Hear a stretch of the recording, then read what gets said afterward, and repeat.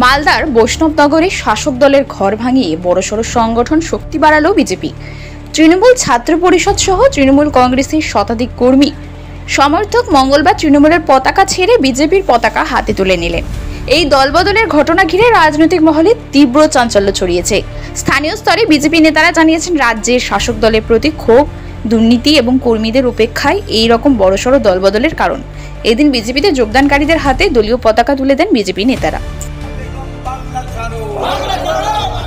ছাত্র পরিষদে ছাড়ার একটাই কারণ, আমরা যে জিনিসপত্রগুলো দেখতে পাচ্ছি সামনে, যে আমাদের শিক্ষা নিয়ে একটা দুর্ঘটনা হলো, যেটা আমাদের দুর্নীতির কারণে অনেক শিক্ষককে পথে আজকে বসিয়ে রেখে তারা পুলিশের দ্বারাতে অনেক অত্যাচার করছে, এটা আমরা সকলে সোশ্যাল মিডিয়ার মাধ্যমে দেখতে পাচ্ছি।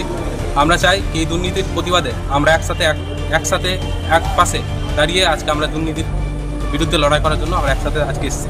কতজন আজকে আমরা প্রায় 100 থেকে 150 জনের মতো এখানে উপস্থিত হয়েছি আমার নেতৃত্বে আজকে, আর আমার সহকর্মীরা উপস্থিত আছে। গোলাপগঞ্জ থেকে, আমাদের ওইদিকে কুম্বিরা বাখরাবাদ থেকে অনেকে যে ইয়ং ছেলে যুবক যারা এই তরুণ যুবক তারা যোগাযোগ করেছে এবং তারাও জয়েন করবে খুব দ্রুত।